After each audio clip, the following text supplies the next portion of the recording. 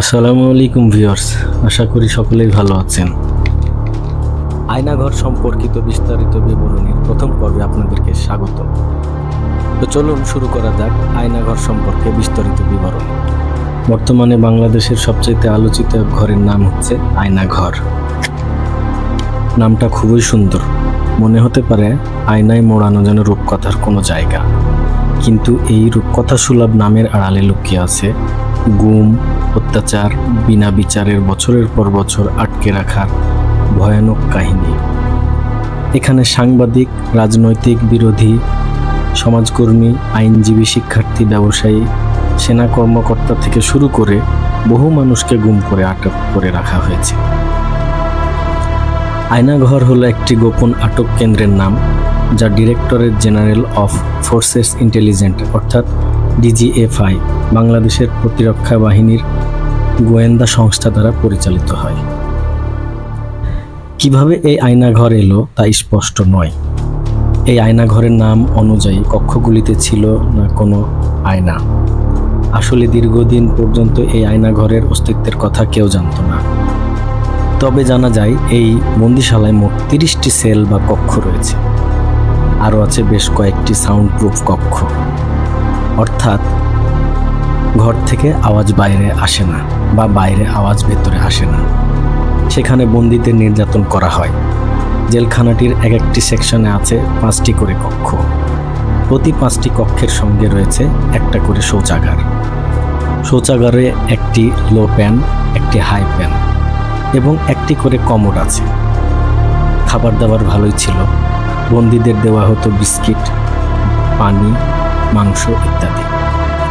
কারাগারে ছিল বেশ কয়েকটি বড় বড় এক্সজস্ট ফ্যান। প্রতিটি 5টি কক্ষের সঙ্গে থাকতো সেই ধরনের 2টি করে এক্সজস্ট ফ্যান। দিন রাত সেই ফ্যানগুলি চলত, শুধু তারই আওয়াজ পাওয়া যেত। কিন্তু ফ্যানগুলি বন্ধ হলেই বিভিন্ন কক্ষ থেকে ভেসে আসতো কান্নার শব্দ। কক্ষগুলিতে কোনো জানালা ছিল না, ছিল 2টি করে দরজার কড়া প্রহরা। প্রথম দরজাটি ছিল লোহার শিকের, পরের দরজাটি কাঠের। কাঠের দরজাটিতে ছিল একটি করে ছিদ্র। গোটা কুঠুরিকে ওই একটি ছিদ্র দিয়ে সামান্য আলো বাতাস আসত। ডিজিএফআই এর কাউন্টার টেরোরিজম ইন্টেলিজেন্স ব্যুরো এই জেল পরিচালনার দায়িত্বে ছিল। সন্দেহের বশে বহু মানুষকে তুলে নিয়ে এসে এই গোপন কারাগারে মাসের পর মাস বা বছরের পর বছর আটক রাখা হতো। এরপর তাদেরকে এমনভাবে আদালতে পেশ করা হতো যেন তাদের সবেমাত্র গ্রেপ্তার করা হয়েছে। আজ পর্যন্ত খুব কম বন্দী আয়নাঘর থেকে মুক্তি পেয়েছে। সামান্য কিছু বন্দী দীর্ঘ বিচার প্রক্রিয়ার মাধ্যমে মুক্তি দেওয়া হয়েছে। তবে হাসিনা বাংলাদেশে থাকাকালীন এই মুক্তিপ্রাপ্ত ব্যক্তিদের কারো মুখ খোলার সাহস হয়নি। আরও কড়া শাস্তির ভয়ে তারা মুখে কুলুপ দিয়েছিলেন। তবে আয়নাঘরের রহস্য ফাঁস করেছিলেন শেখ মোহাম্মদ সেলিম এবং হাসিনুর রহমান।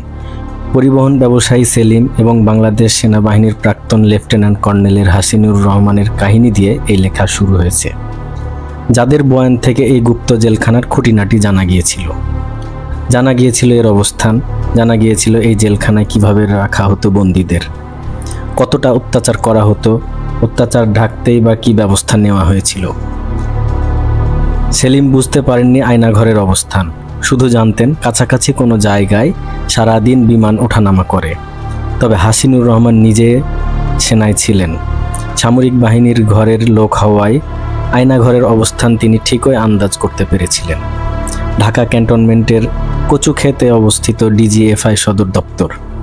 হাসিনুর ও আরও বিভিন্ন মানুষের বয়ান অনুযায়ী তার মধ্যেই এক জায়গায় অবস্থিত আয়নাঘর।